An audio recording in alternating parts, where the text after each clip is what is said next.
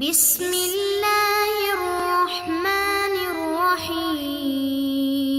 السلام علیکم ورحمۃ اللہ وبرکاتہ۔ معزز طلبہ اکرام، اللہ تعالیٰ سے امید ہے کہ آپ سب خیر و عافیت سے ہوں گے۔ اول کا سبق نمبر 87 اور باب سجود تلاوہ، انشاءاللہ اس کا حصہ دوم آج مکمل ہوگا، اور سجدہ تلاوت کے کچھ متفرق مسائل آج ہم ذکر کریں گے۔ کل سجدۃ وجبت فی الصلاۃ فلم یسجدها فیہا لم تقضى خارج الصلاۃ۔ سب سے پہلا مسئلہ یہ ذکر فرما رہے ہیں کہ ہر وہ سجدہ جو نماز کے اندر واجب ہوا لیکن نماز کے اندر سجدہ تلاوت ادا نہیں کیا گیا، تو کیا باہر اس کو نماز سے باہر ادا کیا جائے؟ تو فرماتے ہیں کہ نہیں، جو نماز کے اندر واجب ہوا تو اس کو وہیں پہ ادا کرنا تھا، اگر نہیں کیا تو باہر پھر صرف وہ اور استغفار ہی ہے، اور سجدے کی قضا نہیں ہے۔ وَكُلُّ سَجْدَةٍ، ہر وہ سجدہ وجبت فی الصلاۃ جو نماز کے اندر واجب ہوا، لم یسجدها فیہا، نماز کے اندر اس کو نہیں کیا، لم تقضى خارج الصلاۃ، تو نماز سے باہر اس کی قضا نہیں کی جائے گی، لأنها صلاتیہ، یہ کہ وہ سجدہ صلاتیہ کہلاتا ہے، نماز کے اندر واجب ہوا ہے اور قوی ہے،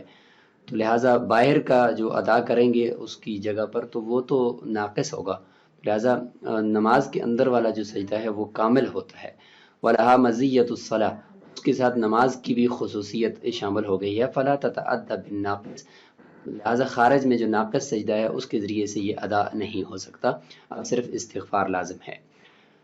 مَنْ تَلَا سَجْدَةً فَلَمْ يَسْجُدْهَا حَتَّى دَخَلَ فِي صَلَاةٍ فَأَعَادَهَا وَسَجَدَ أَجْزَأَتْهُ السَّجْدَةُ عَنِ التِّلَاوَتَيْنِ۔ یہ جو ابھی ہم نے کہا کہ سجدہ جو نماز کے اندر واجب ہوتا ہے وہ قوی ہوتا ہے، چونکہ نماز کے اندر وہ واجب ہوا ہے، اور باہر تلاوت کرتے ہوئے خارج نماز میں جو سجدہ واجب ہوا وہ اتنا قوی نہیں ہوتا۔ تو اسی کے اوپر ایک مسئلہ، جڑواں دو مسئلے ذکر کر رہے ہیں کہ کسی نے خارج نماز میں آیت سجدہ تلاوت کی اور اس کا سجدہ نہیں نکالا، اس کے بعد نماز کے لیے کھڑا ہوا اور نماز کے اندر بھی اسی آیت کو دہرایا، یہیں پہ ہی کھڑا ہوا اور نماز کے اندر بھی اسی آیت کو دہرایا اور آیت سجدہ وہاں پہ پڑھ لی، اور نماز کے اندر اس آیت سجدہ کو پڑھنے کے بعد سجدہ تلاوت ادا کر دیا۔ تو پہلے جو خارج نماز میں آیت سجدہ پڑھی تھی اور اس کا سجدہ نہیں نکالا تھا، تو اس سجدے کے لیے بھی یہ نماز والا جو آیت سجدہ پڑھنے کے بعد سجدہ نکالا ہے وہ کافی ہو جائے گا۔ جب وہی کہ وہ نماز والا سجدہ ہے، آیت سجدہ پڑھی گئی اور سجدہ نکالا گیا، تو وہ سجدہ قوی ہے، اتنا قوی ہے کہ وہ پہلے والے جو خارج نماز میں اسی آیت کو پڑھ کر سجدہ تلاوت اپنے اوپر لازم کیا گیا تو اس کو بھی شامل ہو جائے گا اور اس کے لیے بھی کافی ہو جائے گا۔ فرمایا کہ اگر کسی نے آیت سجدہ تلاوت کی اور اس کا سجدہ نہیں ادا کیا، یہاں تک کہ نماز میں کھڑا ہو گیا، فَأَعَادَهَا، اور اسی آیت کو دوبارہ پڑھا، وَسَجَدَ، اور نماز کے اندر سجدہ تلاوت ادا کر دیا، اجزأتہ السجدہ، تو یہ نماز کے اندر کیا جانے والا سجدہ کافی ہو جائے گا دونوں تلاوتوں سے، خارج نماز اور داخل نماز کی تلاوتوں سے۔ لأن الثانیۃ اقویٰ، دوسرا سجدہ جو نماز کے اندر واجب ہوا ہے وہ قوی ہے، لکونہا صلاتیہ، کہ وہ نماز کا سجدہ ہے، اور نماز کا جو سجدہ ہے وہ قوی ہوتا ہے کیونکہ اس کے ساتھ نماز کی خصوصیت شامل ہوگی۔ فاستتبعت الاولی، یہ اتنا قوی ہوگا کہ پہلے والے سجدے کو اپنے تابع بنا لے گا اور اس کے لیے کافی ہو جائے گا۔ وہ پھر نوادر، اور نوادر کے اندر یہ موجود ہے کہ یسجد اخری بعد الفراغ، کہ جو نماز سے باہر آیت تلاوت کی گئی تھی اس کا سجدہ نماز سے فارغ ہونے کے بعد خارج نماز میں ادا کرے گا، اس لیے کہ لأن للأولی قوة السبق، لیے کہ پہلا سجدہ اگرچہ خارج نماز میں واجب ہوا ہے لیکن چونکہ وہ پہلے ہے، اس کا پہلے ہونا اس نے اس کو قوت دی ہے، سبقت کی قوت اس کے اندر ہے، فاستویا، قوت میں تو دونوں برابر ہو گئے، دوسرا سجدہ وہ نماز کی وجہ سے قوی ہو گیا اور پہلا سجدہ پہلے ہونے کی وجہ سے قوی ہو گیا، لہذا جب دونوں برابر ہیں تو لہذا دوسرا سجدہ پہلے والے کو اپنے تابع نہیں بنائے گا، ابھی اسی وقت بناتا ہے کہ ایک قوی ہوتا ہے تو تب وہ دوسرے کو متضمن ہوتا ہے، لہذا یہاں پر دونوں برابر ہو گئے، جب دونوں برابر ہیں تو لہذا دونوں کی کو ادا کرنا ہوگا، نماز والے کو نماز کے اندر اور خارج نماز کو خارج نماز میں پڑھنا ہوگا۔ قلنا، لیکن حناف کی طرف سے اس کا یہ جواب ہے، للثانیۃ قوۃ اتصال المقصودی، دوسرے سجدے کے لیے ایک اور قوت بھی ہے، وہ یہ ہے کہ مقصود کے ساتھ وہ متصل ہے، مقصود کے ساتھ اتصال کی قوت اس کو حاصل ہے کہ جب وہ آیت سجدہ نماز کے اندر تلاوت کی گئی، مقصود کیا ہے کہ سجدہ تلاوت فوراً ادا کیا جائے، فوراً اس کے بعد اس کو سجدہ تلاوت کو ادا کر دیا گیا، مقصود کا اتصال ہے دوسرے سجدے کے ساتھ، جبکہ پہلے کے ساتھ مقصود کا اتصال نہیں ہے، تو فترجحت بها، لہذا دوسرا سجدہ پھر بھی راجح ہو گیا، قوی ہو گیا، قوی ہو گیا تو وہ پہلے والے کو وہ تابع بنا لے گا۔ اسی کے برعکس یہ ہوا وَإِن تَلَاحَ فَسَجَدَ، خارج نماز میں وہ آیت سجدہ تلاوت کی اور اس کا سجدہ بھی ادا کر دیا، ثم دخل فی الصلاۃ، پھر نماز شروع کی، فتلاحا، پھر اس آیت کو دوبارہ تلاوت کیا نماز کے اندر، تو فرماتے ہیں کہ کیا پہلے والا جو کیا ہوا سجدہ خارج نماز میں ہے تو وہ نماز کے اندر جو آیت سجدہ تلاوت کی گئی اس کے لیے کافی ہو جائے گا، جس طرح پچھلے مسئلے کے اندر نماز کے اندر والا سجدہ وہ پہلے خارج نماز والے سجدے کے لیے کافی ہو گیا تھا۔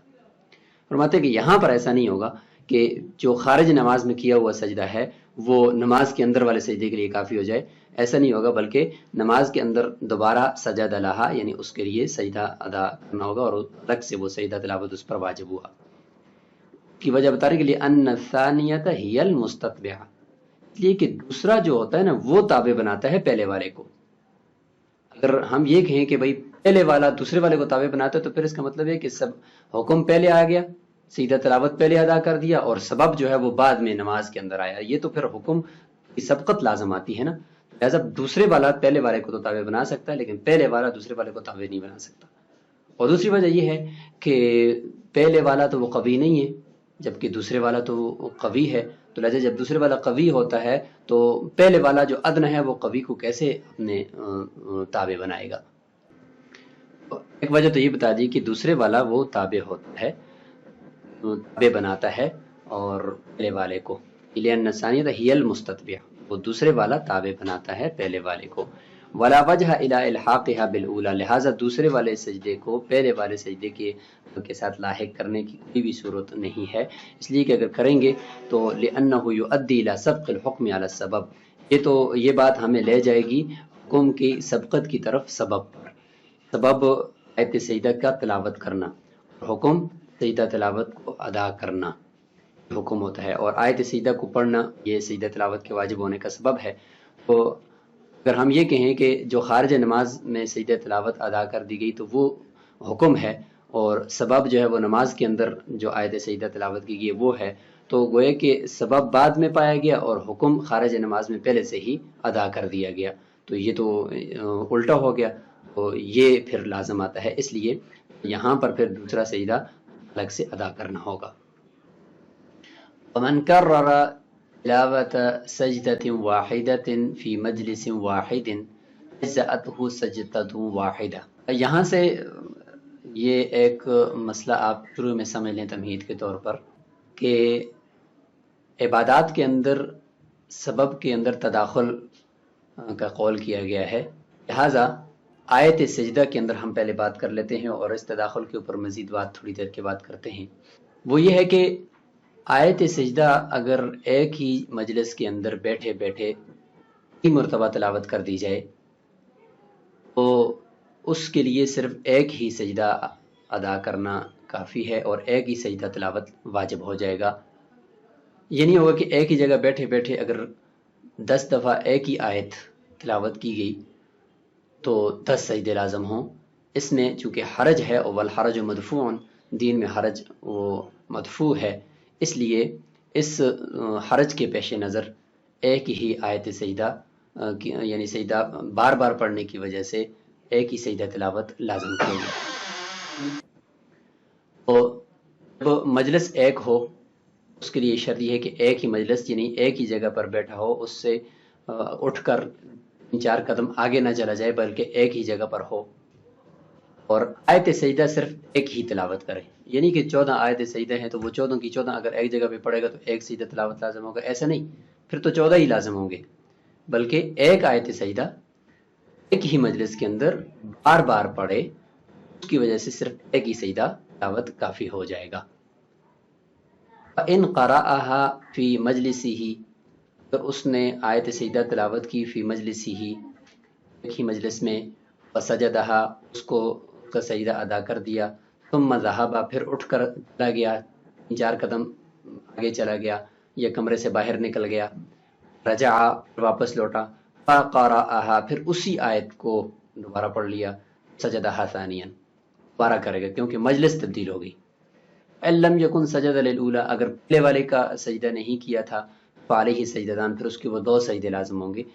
پہلے پڑھی تھی اس کا بھی اور پھر چلا گیا واپس آیا پھر پڑھی تو پھر اس کا بھی۔ اصل رابطہ بیان کرتے ہیں کہ ان مبنى السجدۃ علی التداخل، سجدے کی بنیاد تداخل پر ہے، دفعا للحرج حرج کے اوپر، حرج کو دفع کرنے کے لیے، هو تداخل فی السبب دون الحکم، اور یہ جو تداخل ہے یہ تداخل فی السبب ہوگا نہ کہ تداخل فی الحکم ہوگا۔ تداخل کی بحث کو سمجھنے سے پہلے تمہیدی طور پر یہ بات سمجھیں کہ جتنے بھی احکام دینیہ ہیں یا دنیا کے اندر بھی جتنے بھی چیزیں ہیں ان کے کچھ نہ کچھ اسباب ہوتے ہیں۔ اب دیکھیں مثلا نماز ہے تو نماز کا بھی وقت جب داخل ہوتا ہے تو وقت اس کے لیے ایک سبب ہوتا ہے، تو پھر اس کے بعد آپ نماز پڑھ سکیں گے، حکم آپ کی طرف متوجہ ہوگا نماز کا، سبب نہیں ہوگا تو حکم بھی نہیں ہوگا، ٹھیک ہے۔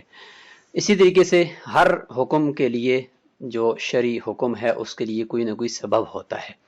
اب بار بار آیت پڑھنے کے باوجود ایک ہی سجدہ واجب ہونے کی یہاں پہ وجہ بتائی جا رہی ہے کہ آیت یاد کرنے کے لیے یا بچوں کو پڑھانے کے لیے ایک آیت کو بار بار پڑھنا پڑتا ہے، اب اگر ہر آیت پر سجدہ کرے تو حرج لازم ہوگا، اس لیے سبب میں تداخل کر دیا کہ سب کے لیے ایک ہی سجدہ کافی ہو جائے۔ سبب میں تداخل کیا ہے؟ آیت کا پڑھنا سجدے کا سبب ہے، مثلا 10 مرتبہ آیت پڑھی تو 10 سجدے کا سبب بنی اور سجدہ کرنا حکم ہوا۔ اب 10 مرتبہ آیت پڑھنے کو 1 مرتبہ پڑھنا قرار دیا جائے، یہ سبب میں تداخل ہو گیا، کیونکہ 10 سبب کو ایک ہی قرار دیا اور اس کی وجہ سے ایک ہی سجدہ لازم کیا جائے، تو ایک حکم ہے۔ تو عبادت کے لائق یہ ہے کہ سبب میں تداخل کیا جائے، کہ سبب ایک ہو تو حکم بھی ایک ہو، کہ ایسا نہ ہو کہ سبب کئی ہوں اور حکم ایک ہو اور سبب بغیر حکم کے باقی رہ جائے۔ سبب میں اگر تداخل نہیں کریں گے تو سبب بہت سارے ہو جائیں گے اور حکم ایک ہوگا تو بہت سارے سبب، مطلب یہ کہ عبادات کے اندر بہت ساری عبادات کے اسباب پائے گئے لیکن آپ نے کیا نہیں ہے، تو یہ تو عبادات کا ترک لازم آیا نا۔ اس لیے فرماتے ہیں کہ اسباب میں تداخل کرو تاکہ ایک ہی سبب بن جائے اور اس کی وجہ سے حکم بھی ایک ہو۔ اس لیے فرمایا کہ عبادت کے لیے تداخل فی السبب صحیح ہے، تداخل فی الحکم صحیح نہیں بیٹھتا۔ حکم میں تداخل کیا ہے؟ سبب کئی ہوں اس میں تداخل نہ کرے اور سب کا حکم ایک ہی ہو، اس کو حکم میں تداخل کہتے ہیں۔ مثلا کئی مرتبہ زنا کیا، اس لیے کئی مرتبہ ہاتھ لگانے کا سبب ہوا، لیکن سب کے بدلے میں 1 مرتبہ ہاتھ لگائے، یہ سبب کئی ہونے کے باوجود حکم میں تداخل ہو گیا کہ حکم ایک ہی ہے، سبب بہت ساری۔ سزا کے مناسب یہی ہے حکم میں تداخل ہو، کیونکہ اللہ رحیم ہے، اس لیے حد کا سبب کئی ہونے کے باوجود حکم ایک ہی ہوا اور ایک ہی حد لگی، کیونکہ حدیث میں ہے کہ جہاں تک ہو سکے حد کو ساقط کرنے کی کوشش کرو، تو اس میں حد کو ساقط کرنا ہے کہ بہت سارے اسباب کا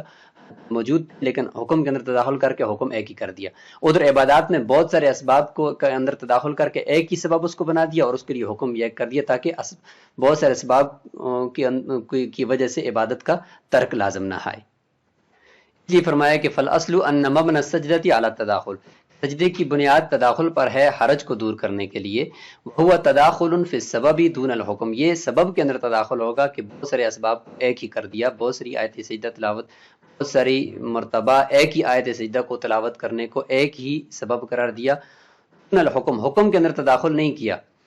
هذا الیق بالعبادات، تداخل جو سبب کے اندر ہم نے کیا یہ عبادات کے زیادہ لائق ہے کہ عبادات کا ترک لازم نہ آئے، والثانی بالعقوبات، اور تداخل بالحکم جو ہے وہ عقوبات کے زیادہ لائق ہے۔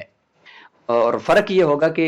تداخل فی السبب اور تداخل فی الحکم کے اندر کہ اگر ایک ہی آیت سجدہ ایک آدمی نے تلاوت کی پھر اس کا آیت سجدہ ادا کر دیا اور اسی مجلس کے اندر بیٹھے بیٹھے اسی آیت سجدہ کو دوبارہ تلاوت کیا تو اس کا سجدہ اس کے اوپر لازم نہیں ہوگا، چونکہ تداخل سبب کے اندر ہوگا کہ سبب جتنی بھی ہوں گے ایک ہی سجدہ پہلے والی آیتوں کے لیے بھی اور بعد میں جو پڑھی گئی اسی آیت کا ایک ہی ہوگا۔ اور تداخل فی الحکم کے اندر فرق یہ ہوگا کہ اگر ایک مرتبہ زنا کیا اس کی وجہ سے حد لگ گئی اور اس کے بعد دوبارہ زنا کیا تو اس کے لیے دوبارہ لگے گی،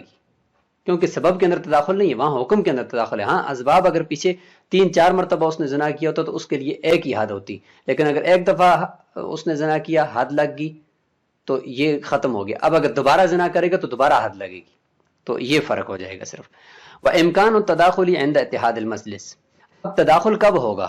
تداخل کب ممکن ہوگا، سبب کے اندر ہم تداخل کریں کہ ایک ہی آیت سجدہ کو کئی مرتبہ پڑھیں تو ایک ہی سجدہ لازم ہو، یہ کب ہوگا؟ فرماتے ہیں یہ جب مجلس متحد ہوگی، اور دوسرا یہ ہم نے بتا دیا کہ ایک ہی آیت سجدہ تلاوت کرے اور مجلس ایک ہو۔ جب مجلس ایک ہوگی تو لہٰذا ہم تداخل کر سکیں گے، اگر مجلس مختلف ہوگی، ایک ہی آیت سجدہ کو جگہ جگہ پہ پڑھا، ایک ہی جگہ پہ نہیں پڑھا، تو پھر ہر ایک جگہ کے لیے الگ الگ سجدہ تلاوت لازم ہوگا۔ کونہ جامعا للمتفرقات، اس لیے کہ مجلس جو ہوتی ہے وہ متفرق چیزوں کو جمع کر دیتی ہے، تو اس لیے فرمایا کہ ایک مجلس ہونا ضروری ہے۔ اذا اختلف، جب مجلس مختلف ہوگی، عاد الحکم الی الاصل، حکم اپنی اصل کی طرف لوٹ آئے گا، ہر آیت سجدہ کے لیے الگ الگ سجدہ تلاوت، ہر سبب کے لیے الگ حکم۔ لا یختلف بمجرد القیام، اب مجلس مختلف کب ہوتی ہے، مجلس متحد کب ہوتی ہے، مختلف کب ہوتی ہے؟ فرماتے ہیں کہ صرف اس جگہ پہ بیٹھے بیٹھے آیت پڑھ رہا تھا، اس جگہ سے صرف کھڑا ہونا، اس سے آیت مجلس مختلف نہیں ہوگی، اس سے ہم یہ نہیں کہیں گے کہ مجلس مختلف ہوگی صرف کھڑا ہونے سے، کہ 2-3-4 قدم اس جگہ سے چلنے سے ہوگی۔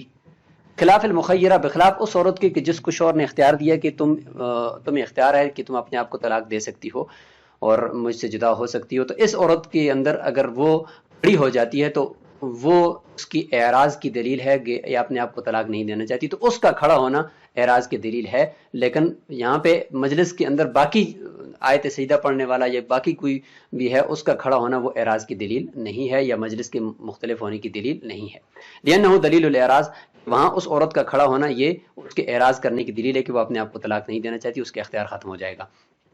اول المبطل ہنالک، اور وہاں پر اس مخیرہ عورت کے حق میں تو وہی چیز باطل کرنے والی ہے اس کے اختیار کو کہ صرف اس کا کھڑا ہو جانا، لیکن آیت سجدہ پڑھنے والی کے لیے صرف مجلس سے کھڑا ہونے سے اس کی مجلس مختلف نہیں ہوگی، اس کی وہ اس مجلس کو متحد ہی قرار دیا جائے گا، اس کے بعد بھی اگر کھڑے ہو کر بھی وہ اس آیت کو پڑھتا ہے تو ایک ہی سجدہ لازم ہوگا۔ فی تسدیۃ الثوب یتکرر الوجوب، کپڑے کو بننے میں وجوب متکرر ہو جائے گا۔ کپڑے کو بنتے ہوئے یعنی ایسا ہوتا تھا پرانے زمانے کے اندر کہ اس کا تانا ہوتا ہے ایک دھاگا اور اس کے اندر ایک دھاگا اس کا بانا ہوتا ہے، تو تانا اس کا جو ہوتا ہے وہ بہت لمبا دھاگا ہوتا ہے،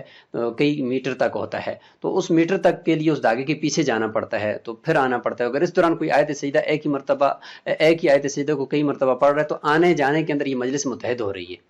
کم از کم 3-4 قدم سے زیادہ اگر وہ چلا ہے، 2-3 میٹر سے آگے چلا گیا ہے، تو اس سے ہم یہ کہیں گے کہ اس کی مجلس متحد نہیں رہی، اب اس کی مجلس مختلف ہو گئی ہے، لہٰذا جتنی مرتبہ وہ آیت سجدہ پڑھے گا اتنی مرتبہ الگ الگ سجدہ تلاوت کرے گا۔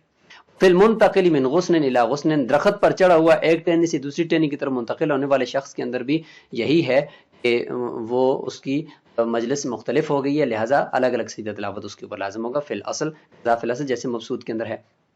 وقذا فی الدیاسہ للاحتیاط، احتیاط کی وجہ سے غلے کو گہنے کے اندر بھی مجلس متحد نہیں رہتی، مجلس مختلف ہو جاتی ہے، جیسے کہ پہلے زمانے میں تھریشنگ کا یہ ہوتا تھا سسٹم کہ بیلوں کو گندم کے اوپر یا غلے کے اوپر پھیرا جاتا تھا اور وہ اس کو گھاتے تھے، تو پاؤں کے ذریعے سے وہ بھوسا الگ ہو جاتا تھا، دانا الگ ہو جاتا تھا، تو اس میں بھی 15 میٹر کم از کم گول دائرے کے اندر ان کو چکر لگانا پڑتا تھا، تو چکر لگانے والا جب پیچھے ساتھ ساتھ جائے گا تو مجلس اس کی مختلف ہوگی۔ وَلَوْ تَبَدَّلَ مَجْلِسُ السَّامِعِ دُونَ التَّالِي يَتَكَرَّرُ الْوُجُوبُ عَلَى السَّامِعِ، یہاں پہ یہ مسئلہ ذکر کر رہے ہیں کہ سامع تلاوت کی آیت سجدہ کی جو تلاوت ہو رہی ہے تو تلاوت سننے والا اس کی مجلس تبدیل ہو گئی، اور تلاوت کرنے والا ایک ہی جگہ بیٹھا ہوا ہے، اور تلاوت سننے والے کی مجلس تبدیل ہوگی کہ وہ ایک ہی آیت سجدہ کو سن رہا ہے لیکن کبھی ایک جگہ پہ، کبھی دوسری جگہ پہ، کبھی تیسری جگہ پہ، اس کی مجلس مختلف ہوگی۔ تو کیا سامع کے اوپر مختلف سجدے لازم ہوں گے؟ تو فرماتے ہیں کہ اگر سامع کی مجلس تبدیل ہوگی، تلاوت کرنے والے کی تبدیل نہیں ہوئی، وجوب سامع کے اوپر مقرر ہو جائے گا، الگ الگ اس کے اوپر وجوب ہوگا، اس لیے کہ لأن السبب فی حق ہی السماع، اس لیے کہ اس کے حق میں جو سجدہ تلاوت لازم ہونے کا سبب ہے وہ سننا ہے، جب سنتا ہے تو ایک مرتبہ ایک جگہ سنا، دوسری مرتبہ دوسری جگہ سنا، تو گویا کہ الگ الگ اس نے سنانا، الگ الگ مجلس میں سنانا، اس لیے اس کے اوپر سجدہ تلاوت بھی اتنے ہی لازم ہوں گے۔ قضا اذا تبدل مجلس التالی دون السامع، اسی طریقے سے یہی حکم ہوگا کہ مجلس تلاوت کرنے والے کی وہ بدل گئی ہے، سامع کی نہیں بدلی۔ سننے والا ایک ہی جگہ بیٹھا ہوا ہے، تلاوت کرنے والا جگہ جگہ سے اس آیت سجدہ کو تلاوت کر رہا ہے، کبھی ایک جگہ پہ کی اس نے، کبھی دوسری جگہ پہ، کبھی تیسری جگہ پہ اٹھ کر اس نے کی، اور سننے والا ایک ہی جگہ بیٹھا ہوا ہے۔ تو اس صورت کے اندر بھی سننے والے کے اوپر یعنی وجوب کا تکرار، یعنی تلاوت کرنے والے کے اوپر تو ہوگا ہی ہوگا، لیکن سننے والے کے اوپر بھی الگ الگ سجدے لازم ہوں گے، اگرچہ وہ ایک جگہ بیٹھا ہوا ہے، جیسے کہ کہا گیا ہے۔ لیکن اس میں اصح قول اور راجح قول یہی ہے کہ انہ لا یتکرر الوجوب علی السامع، اس صورت کے اندر سننے والے کے اوپر سجدے کا وجوب وہ متکرر نہیں ہوگا، اس کے اوپر ایک ہی سجدہ لازم ہوگا۔ لما قلنا، جیسے کہ ہم نے یہاں پہ کہا کہ اس کے حق میں تو صرف سننا ہے، سجدہ لازم ہونے کے لیے اس کے حق میں صرف سننا ہے، سبب سنتے ہوئے تو وہ ایک ہی جگہ پہ سن رہا ہے نا بیٹھ کر، اس کی مجلس سن نہیں بدل رہی، اس لیے اس کے اوپر ایک ہی سجدہ تلاوت لازم ہوگا۔ اچھا، اب سجدہ تلاوت کا طریقہ ادا کیسے کرنا ہے؟ تو فرماتے ومن اراد السجود، سجدہ تلاوت کا ارادہ کرے گا خارج نماز میں، باہر تلاوت اس نے کی ہے یا نماز کے اندر کی ہے، دونوں میں ایک ہی طرح کا طریقہ ہے۔ کبرا، تکبیر کہے گا، لم یرفع یدیہ، ہاتھوں کو نہیں اٹھائے گا۔ امام شافعی رحمۃ اللہ کے نزدیک ہاتھوں کو بھی کانوں تک اٹھانے، لیکن احناف کے نزدیک نہیں۔ سجدہ، اور سجدہ کر لے گا۔ ثم کبر رفع رأسہ، اس کے بعد وہ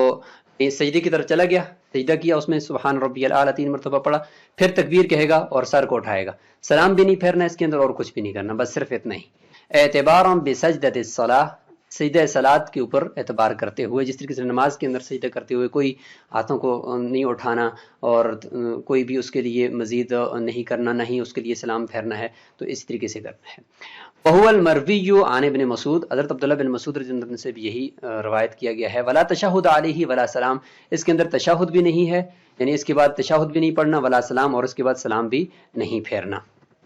لأن ذلك للتحلل، اس لیے کہ تشہد اور سلام جو ہوتا ہے نا، وہ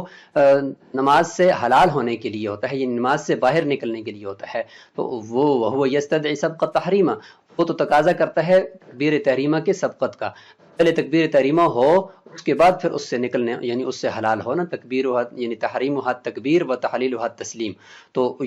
وہ تو تب ہوتا ہے، جبکہ یہاں پر تو تکبیر تحریمہ اس کے لیے کہی نہیں گی، تو لہٰذا جب نہیں کہے گی تو اسلام بھی نہیں ہوگا۔ یہ منعدمۃ، کہ تکبیر تحریمہ اس کے لیے منعدم ہے۔ یکرہ ان یقرأ السورۃ فی الصلاۃ او غیرہا، فرماتے ہیں کہ یہ بات مکروہ ہے کہ نماز کے اندر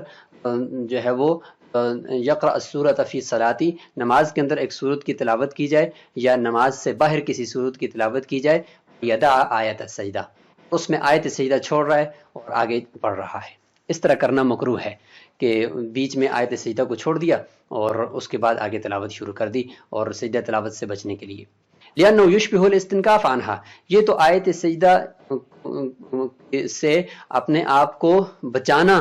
اس کے مشابہ ہے، اور اس کا انکار کرنا اور اس سے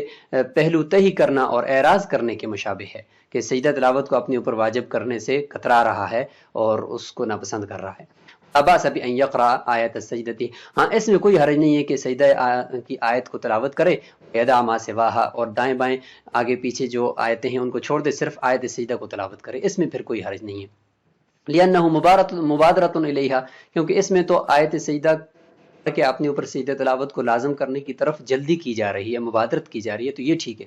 امام محمد رحمہ اللہ فرماتے ہیں کہ احب الی ان یقرأ قبلها آیۃ او آیتین، پسند میرے لیے یہ ہے کہ وہ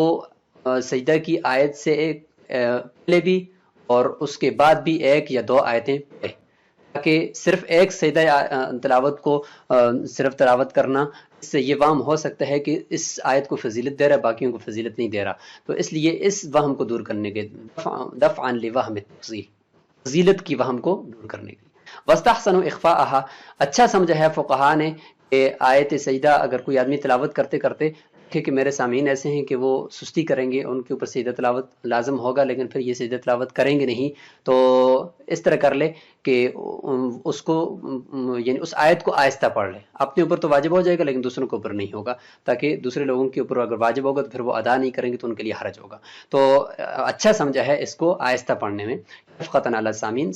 سامعین کے اوپر مہربانی کرتے ہوئے اور نرمی کرتے ہوئے. تو اسی کے ساتھ سجدہ تلاوت کے موٹے موٹے جو احکام تھے وہ اپنے اختتام کو پہنچے. السلام علیکم ورحمۃ اللہ وبرکاتہ.